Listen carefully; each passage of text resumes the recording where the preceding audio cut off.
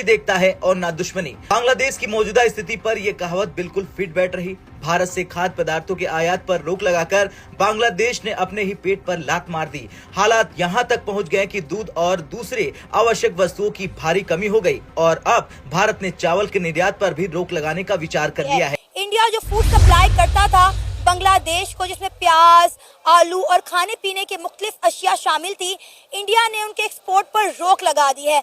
तो बांग्लादेश ने कहा कि भाई कोई बात नहीं, इंडिया नहीं देता तो ना दे, हम पाकिस्तान से ये सारी चीजें इंपोर्ट करेंगे।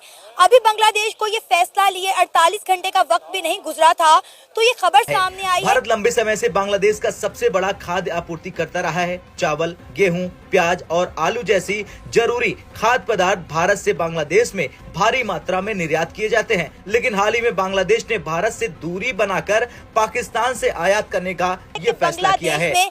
खाने पीने की अशिया में शदीद कमी आ चुकी है।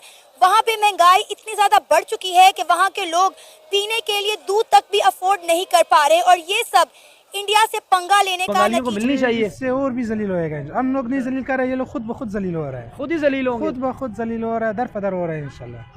और अगर नरेंद्र मोदी साहब जो मेरे मोस्ट फेवरेट हैं, बड़ा उन्होंने मेहनत किया, जैसे भी वो हमारा हमसाया मुल्क है, लेकिन उनकी जहानत को दाद देनी पड़ेगी। बांग्लादेश बिल्कुल इंडिया से ना पंगा ले सकता है, ना पंगे लेने का जो है सोचना भी नहीं चाहिए। ठीक है, क्योंकि इंडिया सिर्फ बांग्लादेश नहीं, इंडिया जो है कश्मीर पे भी कब्जा करने का जो इरादा है। बांग्लादेश तो इनका है, जो है बांग्लादेश छोटा सा मुल्क है। हेलो, जय हिंद दोस्तों, एसपी न्यूज़ 91 में आपका स्वागत है। दोस्तों बांग्लादेश आज अपने कुकर्मों की जो है सज़ा, अब उसका टाइम आ चुका है भुगतने का। क्योंकि आपको पता ही है कि आलू और प्याज जो बहुत सारी खाद्य आपूर्ति है उसकी, वो भारत उसकी पूरी करता था, लेकिन जब ये हिंदू जो माइनॉरिटी है वहाँ पर इस पर हमले के चलते, जब वहाँ पर लगातार ही हिंदुओं को सताया जा रहा था, तो उसकी लाइट भी काट दी गई, उसे कर्ज़े के लिए नोटिस भी दे दिया गया, और साथ ही साथ उसके आलू प्याज वगैरह जितने भी ये खाने की सब्जियां होती हैं, इन पर जो है रोक भी लगा दी गई। अब लास्ट में आकर के ये सब पर तो रोक है ही, लेकिन बांग्लादेश ने क्या किया, बांग्लादेश अपनी बदी से बाज नहीं आ रहा था, और उसने जब इन चीज़ों पर रोक लगा दी गई तो उसने पाकिस्तान से ये सब चीज़ लेने का जो है फ़ैसला लिया, और पाकिस्तान से हालांकि ले भी रहा है और आगे लेता भी रहेगा। लेकिन पाकिस्तान खुद ही एक भूखनंगा देश है, भूखा नंगा है पहले से ही, आपको पता ही है। उसके वहाँ के पीएम को भी कटोरा शरीफ के नाम से जाना जाता है। भीख मांगते हैं शुरू से ही पाकिस्तानी, जहाँ पर भी जाते हैं भीख मांगने का अपना धंधा शुरू कर लेते हैं। तो वहाँ से भी उसकी आपूर्ति नहीं हो रही है, सब्जियाँ इतनी महंगी हो चुकी हैं। अब लास्ट में आके जो भारत है, भारत ने वहाँ के चावल पर भी बैन लगा दिया है पूरे तरीके से, यानी कि अब बांग्लादेश के अंदर भारत से कोई भी चावल नहीं जाएगा। इस पर पाकिस्तानी मीडिया, पाकिस्तानी आवाम किस तरीके का रिएक्ट कर रही है, क्या रिएक्शन दे रही है, तो आइए दोस्तों वीडियो को स्टार्ट करने के काबिल भी है। देखें जी, पहली बात तो यह है कि पाकिस्तान और बांग्लादेश का भी कोई कंपैरिजन नहीं है। अच्छा। अल्हम्दुलिल्लाह we are the 7th atomic nuclear power in the world in Islamic country, बल्कि इस्लामिक में तो हम पहले नंबर में ही हैं, ओवरऑल भी मतलब एक हमारा 7वां नंबर है। तो देखें, वो हमारे भाई हैं, उनकी हेल्प करनी चाहिए। पहले भी उनके साथ 71 में भी उनके साथ ज्यादती हुई थी। अगर आप हिस्ट्री देखें ना, तो कोई बात नहीं है, मतलब क्या ज्यादती हुई थी उनके साथ? देखें, ये एक बड़ी लंबी डिबेट है। जाहिर है उनको राइट्स नहीं दिए गए थे, इसी तरह जैसे आजकल हो रहे हैं। मतलब उनका जो उनकी मेजोरिटी थी मुजीबुर रहमान की, उन लोगों की है, और उनको गवर्नमेंट हुकूमत बनाने का जो उनकी पावर में नहीं आने दिया था, तो आजकल भी वही चल रहा है। तो उन्होंने मशरकी पाकिस्तान से बांग्लादेश बना लिया ना, अलग हो गए हमसे, और क्या चाहिए था। आज इस इंडिया के सर पे उन्होंने पाकिस्तान से अलहदगी ली थी, आज उस इंडिया के मुखालिफ खड़े हैं, इंडिया के बॉर्डर पर उन्होंने ड्रोन तैनात कर दिए हैं। अच्छा देखिए, मैं ये कहना चाहूँगा कि जो ईस्ट पाकिस्तान जो सेपरेशन हुई है, अगर आप इसकी डेप्थ में जाए ना, तो उसमें उनके साथ ज्यादतियाँ हुई हैं, तो वो हमसे सेपरेट हुए थे, ठीक है। उनमें वो मजलूम थे, ठीक है। उसमें भी हमारे, आपको पता है कि जो हमारे फैसला साज हैं, मतलब उन्होंने उनके साथ ज्यादती की थी, मतलब जिनका हक था अगर उनको करने देते तो बड़ा अच्छा चल रहा था। हम दुनिया में बड़ा एक नाम था, ईस्ट और वेस्ट पाकिस्तान मिला के एक बहुत बड़ी इकॉनमी थी हमारी। खैर, ये तो सारी चीज़ें जो हैं इनकी अगर हम डेप्थ में जाएं तो बहुत सारे चीज़ें सामने आती हैं, जो कि फिर बात उधर ही आ जाती है कि वो राइट पे थे, उनका कोई कसूर नहीं। अभी तो बलूचिस्तान भी पाकिस्तान से अलहदगी मांग रहा है, सिंध में अलग प्रोटेस्ट हो रहे हैं, गिलगित बल्तिस्तान में अलग है, कश्मीर में अलग है। इस वक्त पाकिस्तान तो खुद मुख्तलिफ धड़ों में बटा हुआ है। पाकिस्तान के हर सूबे में एहतजाज हो रहे हैं और कई सूबे तो जो हैं वो पाकिस्तान से अब अलहदगी चाहते हैं। देखें, पहली बात तो ये है कि आप किसी भी नेशन की बात कर लेना, हर नेशन में अपने मुल्क के लिए ना जो वो है वो प्यार होता है, हुब्बुल वतनी होती है, आप में भी है, मुझ में भी है।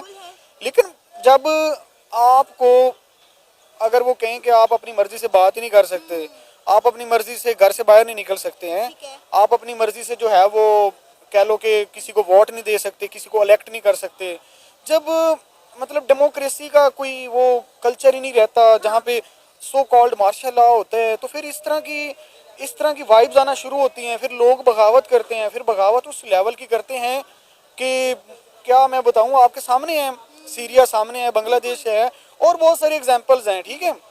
जब तक लोगों को उनके बेसिक जो ह्यूमन राइट्स हैं अगर उनको वो नहीं मिलेंगे तो वो इस तरह के अल्लाह ना करे ये हो सकता है, ये पॉसिबल है। सर आपको पता है आजकल तो पाकिस्तान में भी एक नारा चल रहा है, लेके रहेंगे आज़ादी, तेरे बाप से लेंगे आज़ादी, तो क्यों ना देगा हमें आज़ादी। हमने तो 1947 में आज़ादी ले ली थी, अब किससे आज़ादी चाहिए पाकिस्तानियों को। देखें जी, वो नो डाउट कायदे आज़म की स्ट्रगल और सारी वो हिस्ट्री देखें, हम इंडिपेंडेंट हो गए थे, लेकिन उसमें उस दौर को और इस दौर को आप कंपैरिजन करें ना, तो मैं समझता हूँ कि बिफोर जो पार्टीशन का दौर था उसमें भी लोगों के साथ उनके जो बेसिक ह्यूमन राइट्स हैं उस दौर में भी वायलेशन नहीं होती थी जो ब्रिटिश गवर्नमेंट थी। आज के दौर में आप देखें ह्यूमन राइट्स कितनी वायलेशन हो रही है। आप एक फीमेल हैं, आपके घर में अगर वो कोई आ जाते हैं ऐसे ही कोई सिपाही सपुई या सोल्जर, ये पंजाब पुलिस हैं, तो बगैर किसी, आपको पता है कि हमारा ये कानून है मतलब रात को वैसे ही वो नहीं अलाउ होता फीमेल। आपने इतनी सारी वीडियोस देखी हैं, यहाँ पे लोगों की घरों की चादर और चार दीवारी का जब तहफ़्फ़ुज़ नहीं रहता ना, तो फिर लोग ना अपनी जान की भी परवाह नहीं करते। तो हमारे इस वक्त जो करंट सिनेरियो चल रहा है ना, वो ये है कि लोगों के ना बुनियादी हकूक़ ही नहीं है उनके पास। कोई बात करता है ना हक की, सच की, उसको उठा लेते हैं। तो फिर जब इस तरह की हालात होते हैं तो फिर लोग कैसे ना कहेंगे कि तेरे बाप से भी लेंगे आज़ादी। ज़ाहिर बात है, किसी के बाप का तो मुल्क है नहीं ना, हम सबका हम सारे इसमें बराबर के शरीक हैं और हम इसके मालिक हैं। ये जो गार्ड होते हैं, सारे सिक्योरिटी फोर्सेज होते हैं ना, ये हमारे तहफ़्फ़ुज़ के लिए होते हैं और तहफ़्फ़ुज़ वालों का काम होता है तहफ़्फ़ुज़ करना। ये नहीं है कि अपने मालिकों को आप गोलियां मारें, भगा दें। सर आपको लगता है कि बांग्लादेश इंडिया के बगैर सरवाइव कर सकता है, क्योंकि बांग्लादेश को हमेशा इंडिया की सपोर्ट रही है। देखिए, नो डाउट इंडिया ठीक है, मतलब इकोनॉमिकली उनसे बेटर है, सारी चीज़ें हैं, लेकिन उसमें भी काफ़ी सारे इश्यूज हैं जो मतलब हसीना वाजिद को वो सपोर्ट करते हैं। तो ये एक फैक्ट है। दूसरा रिलीजियस फैक्टर है वहाँ पे वो, क्योंकि जाहिर है अब इंडिया जो है वो भी कोई ह्यूमन राइट्स का कोई इतना अच्छा मुल्क नहीं है वो रहने के लिए। वहाँ पे देखें मुसलमानों के साथ कितनी ज़्यादतियाँ होती हैं और वहाँ पे देखें आप सिखों के साथ भी हुई हैं। तो अगर बांग्लादेश में ये चीज़ें हो रही हैं ना, तो उसके पीछे भी काफ़ी सारे महरक़ात हैं। तो बांग्लादेश सर्वाइव कर सकता है, it's not a big task for Bangladesh. लेकिन यह है कि उनको अपनी पॉलिसी इंडिपेंडेंट बनाना पड़ेगी, फॉरेन पॉलिसी उनको और ऑप्शन देखने पड़ेंगे साउथ एशिया में, ठीक है। तो पाकिस्तान भी उनकी हेल्प कर सकता है, इसमें कोई इतना मसला नहीं है। चले बैन लगा दिया तो क्या हुआ, पर वो जो सूरत हाल चल रही है ना बांग्लादेश के अंदर, वो इंडिया चाहता है।